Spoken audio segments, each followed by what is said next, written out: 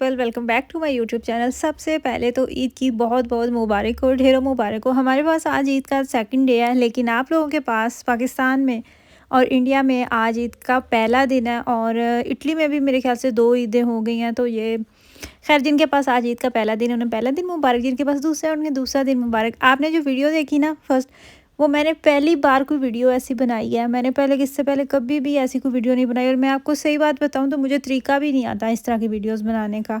बस ये भी मुझे लग रहा था, मैंने कोई इसको भी बनाने से पहले कोई ट्यूटोरियल नहीं देखा, कुछ भी नहीं देखा कैसे बनाने। बस मेरे माइंड में था ये चीज़ मैंने करनी है तो मैंने कर लिया। प्राश को शौक होता है इस तरह की वीडियोज़ बनाने का, और इतना टाइम लगा था सब यार, हाथ ही नहीं आ रहा था। कोई उधर जा रहा है, किसी को खींच के सीधा करो, कोई उधर जा रहा है, कोई इधर आ रहा है। बच्चों के साथ बहुत ही मुश्किल है, कोई समझता ही नहीं। किसी का मूड ऑफ हो रहा है, किसी ने कुछ करना है खैर, लेकिन बन गई थी, वो अल्लाह का शुक्र है। मैंने सबसे पहले तो मीठा बना के रखा, वो मैंने रेडी किया।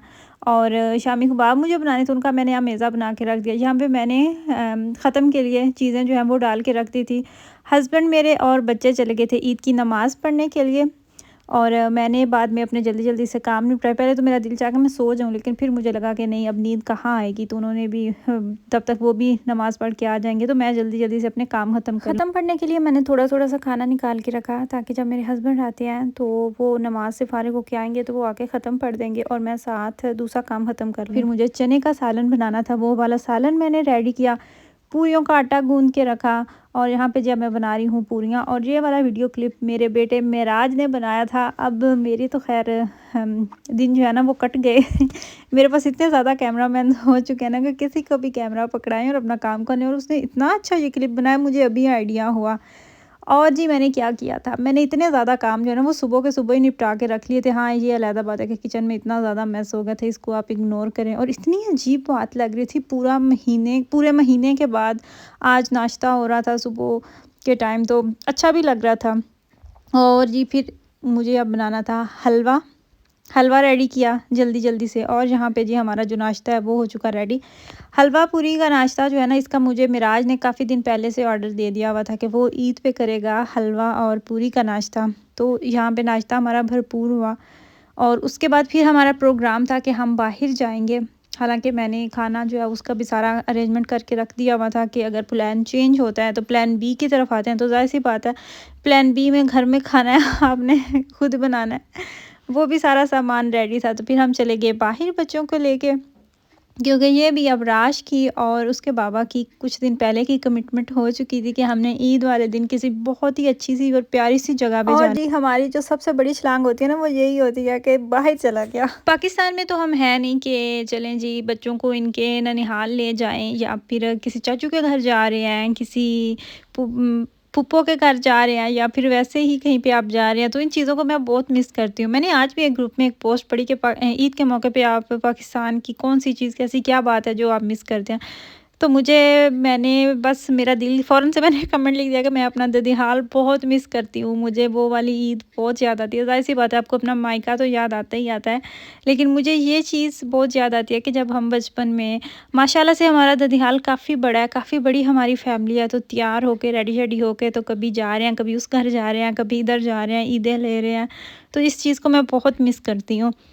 वो वाला सिस्टम तो है नहीं, वो वाला सेटअप तो है नहीं। पाकिस्तान में तो सेकंड डे सारे चले जाते हैं ना, अपने अपने ननिहाल चले जाते हैं, ससुराल चले जाते हैं, इतने मज़े कर रहे होते हैं। मैं आज भी अपने सुबह में फ़ोन किया हुआ था, मैं अपने भाई को कह रही थी और भाभी को कह रही थी कि आप लोगों को आज जाना चाहिए था। हाँ, भाभी को मैं कह रही थी आप आज जाएँ मायके, आधी ईद आपने यहाँ पे स्पेंड किया और आधी आप वहाँ पे जाएँ, वहाँ पे जाके गुजार किया। मैं खुद अपना मायका, अपने बहन भाई मिस कर रही थी ना, तो मैं उन्हें ये कह रही थी कि आप जाएँ। एनीवेज़ जी, देखिए हम कहाँ से कहाँ आगे देखते देखते हम नीदरलैंड गए थे। रोरमेंट सिटी है नीदरलैंड का, और तकरीबन हमें लगे थे 30 मिनट लगे थे आई गेस। तो हम वहाँ पे पहुँच गए थे।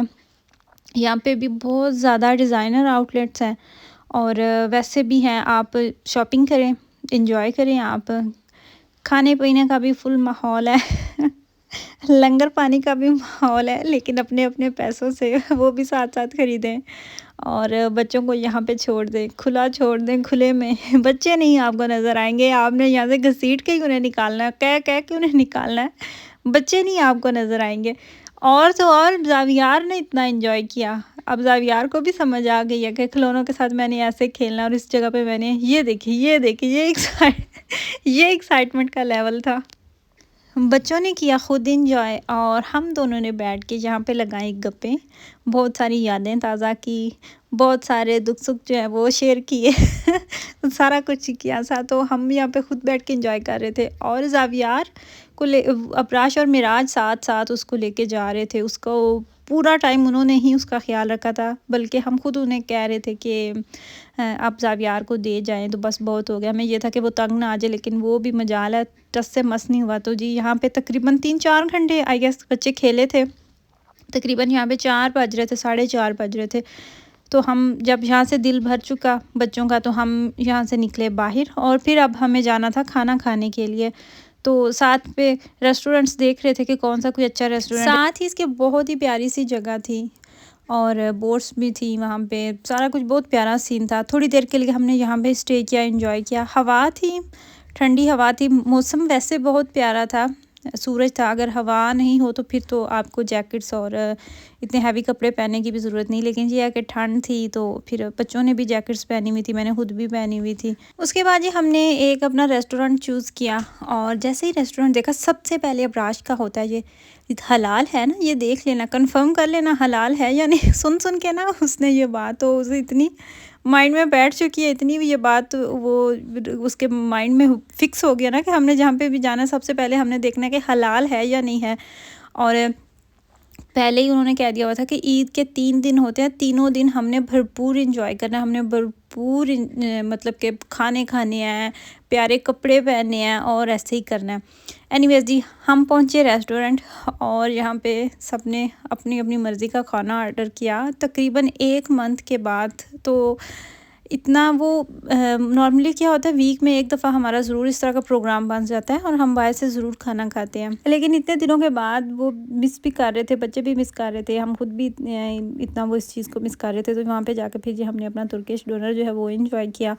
और घर पे भी बच्चों ने मेरे से मेन्यू जो है ना वो सारा कुछ उन्होंने अपनी अपनी मर्ज़ी की चीज़ें बता भी दी हुई थी कि हमने ईद पे ये खाना है, आपने ईद पे ये बनाना है, ईद के पहले दिन क्या होगा, ईद के दूसरे दिन क्या हमने खाना है, तो वो भी सारा जो है ना वो रेडी था। जिस जगह पे हम गए हुए थे वहाँ पे और भी काफ़ी ज़्यादा मुस्लिम कम्युनिटी थी, मुस्लिम फैमिलीज़ आई हुई थी, अराबिश थी और अफ्रीकन फैमिलीज़ भी थी। तो पता चल रहा था कि उन्होंने भी अपने वही ट्रेडिशनल कपड़े पहने हुए थे अपने लिहाज से, हमने भी अपनी वही शलवार कमीज़ें पहनी हुई थी। तो काफ़ी इंजॉय कर रहे थे लोग।